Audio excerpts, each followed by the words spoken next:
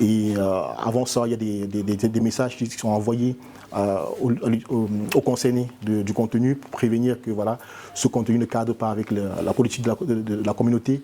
Si ça reproduit, l'utilisateur sera soit banni, soit supprimé de la plateforme. Donc voilà, on envoie des avertissements pour sensibiliser et permettre aux utilisateurs de pouvoir utiliser la plateforme de manière positive et à bon escient.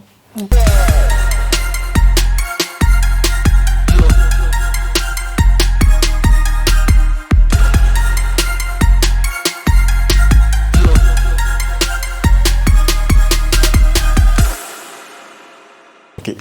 Postdi Community, c'est un réseau social qui se veut professionnel dans le but de promouvoir les étudiants, c'est-à-dire les projets innovants mis en place par les étudiants, dans le but de promouvoir les entreprises, les startups, les entrepreneurs. Donc, qui va dans le sens de la promotion de tout ce qui va être formation, contrairement aux réseaux classiques qui ont beaucoup plus de tendances promotionnelles sur tout ce qui est divertissement, tout ce qui est comédie. Donc nous, c'est un réseau social qui se veut beaucoup plus mettre en valeur les étudiants, mettre en valeur les startups, mettre en valeur les entrepreneurs. Postdi Community, pourquoi ce nom? Postdi Community, parce que déjà Postdi est porté par la société Designers. Designers, c'est une société que j'ai créée en France avec une filiale au Cameroun. Et cette société-là développe diverses applications et est spécialisée sur l'intelligence artificielle. Donc du coup, Post comme posté et dit comme Designers. Ce qui nous donne un Postdi. Et Community, c'est parce que au-delà de l'application, au-delà de la plateforme, au-delà du réseau social, Postdi, c'est avant tout une communauté. Une communauté qui réunit les étudiants, les élèves, les startups, les entrepreneurs, les entreprises. Et dans cette communauté-là, on essaye de valoriser tout ce qui est apprentissage, tout ce qui est donner une visibilité aux jeunes qui innovent, aux jeunes qui travaillent. Voilà, la raison pour laquelle Postdi a eu le nom de Postdi Community. Oui, ce qui motive la conception de Postdi, moi je suis travailleur en France. À travers ma société, l'État met en place des actions pour que les sociétés puissent accompagner les jeunes, les enfants, les élèves sur les nouvelles technologies, notamment Facebook et l'IA. Et du coup, je me suis dit, si en Europe, l'État forme gratuitement les enfants, les jeunes, les élèves sur les réseaux sociaux, sur l'intelligence artificielle, nous en Afrique, quand les réseaux sociaux sont arrivés en Afrique, personne n'a formé les jeunes, personne n'a formé les élèves. L'intelligence artificielle aujourd'hui est en train de prendre de l'ampleur. Personne ne forme les élèves. Et du coup, je me suis dit, voilà, je fais déjà ce travail en Europe au travers de l'État, de ma société.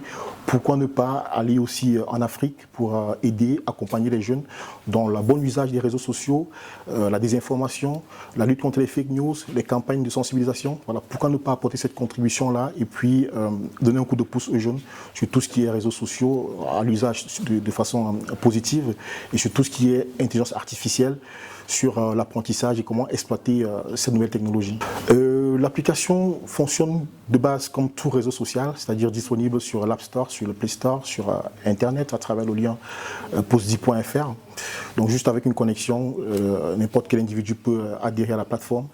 La seule différence avec que nous, le contenu qui va être privilégié, qui va être mis en valeur, ça va être du contenu éducatif, ça va être du contenu, les cours, ça va être les technologies, ça va être l'innovation. La vision de la plateforme, c'est de réussir à donner la visibilité à tous ces jeunes qui innovent, qui travaillent.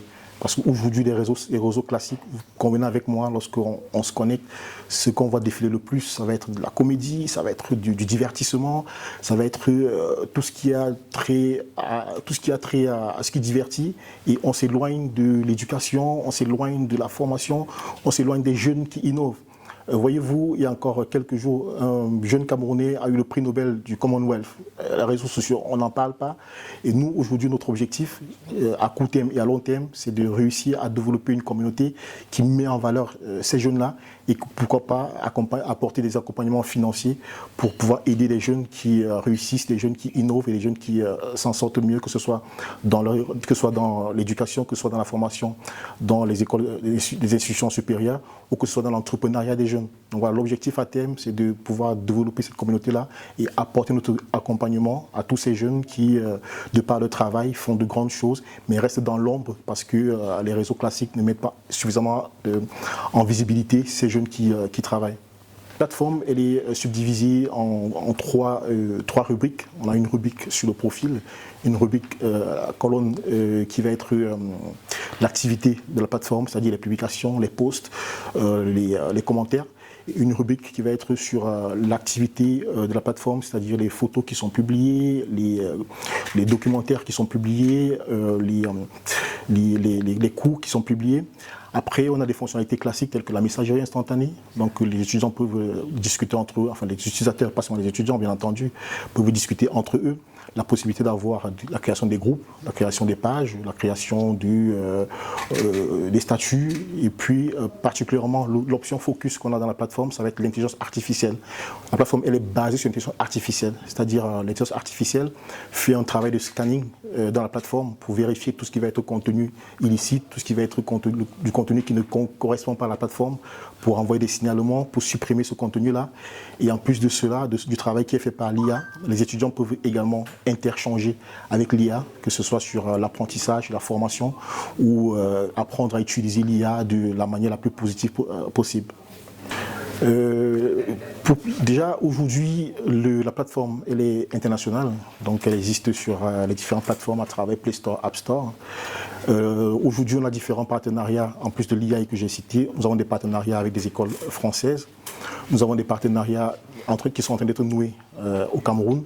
Donc là, la divulgation de la plateforme va se faire divers médias, comme par exemple la CRTV, avec qui on a beaucoup travaillé dans le cadre de ce projet.